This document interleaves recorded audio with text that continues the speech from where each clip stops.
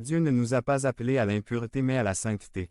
8 Donc celui qui rejette ses instructions ne rejette pas un homme mais Dieu, qui vous donne son Saint-Esprit.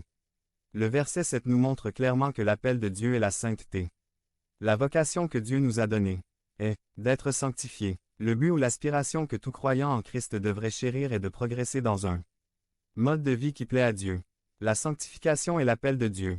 C'est-à-dire que ce n'est pas quelque chose de secondaire dans la vie chrétienne, ce n'est pas quelque chose de facultatif ou de trivial pour ceux qui croient au Christ. La sainteté est ce qui devrait consommer notre temps et notre dévouement.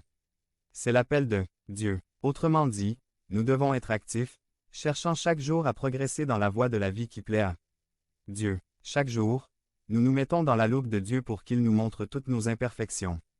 Chaque jour, nous allons travailler dans le gymnase de Dieu pour développer nos muscles spirituels dans la vie de tous les jours, alors que nous sommes confrontés à des situations difficiles, à des relations compliquées et à des décisions difficiles. En résumé donc, la sanctification est un processus, c'est la volonté de Dieu et c'est l'appel de Dieu.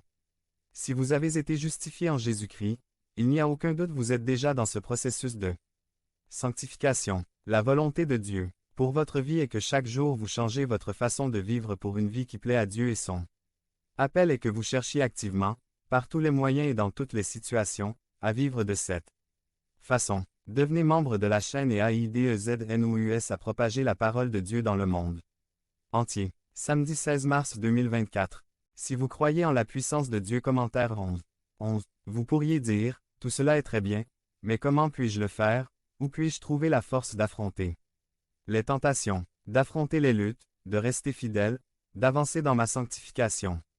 Je pense que ce que dit Tite 2, 11-13 est très pertinent.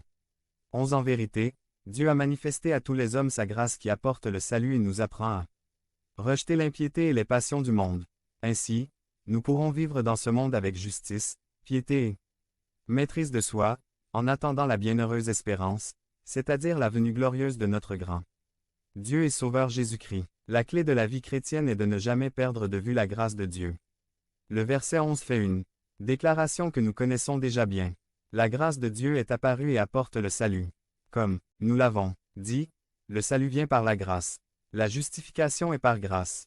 Dieu nous a acceptés en Christ comme c'est.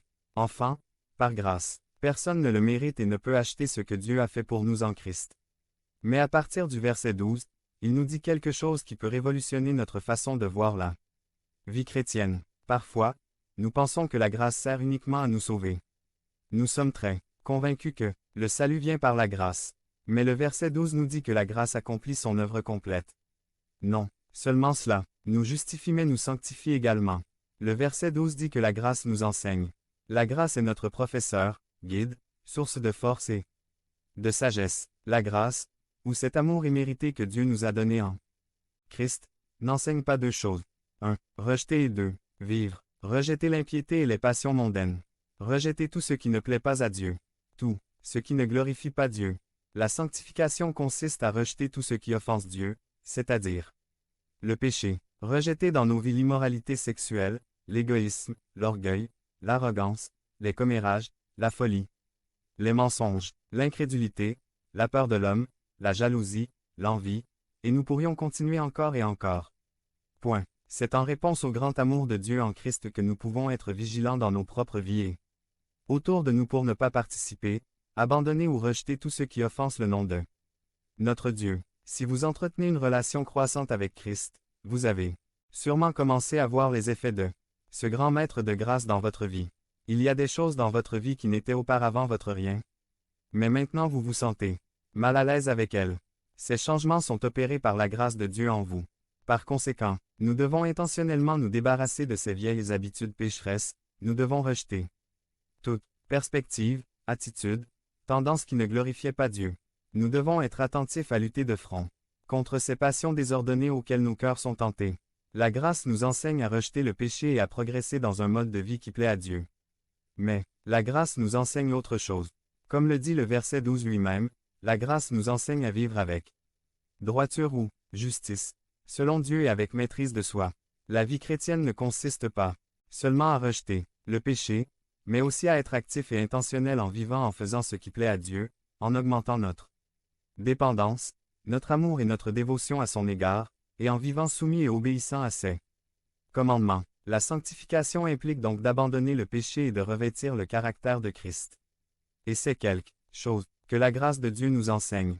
C'est grâce à la vie, à la mort et à la résurrection du Seigneur Jésus-Christ qui nous a réconciliés avec Dieu, même si nous ne le méritions pas, que nous pouvons répondre saintement au défi que la vie nous présente. C'est pourquoi ce jour nous disons, par la grâce de Dieu, avancez dans votre sanctification. C'est en faisant confiance à sa grâce que vous pouvez dire non au péché.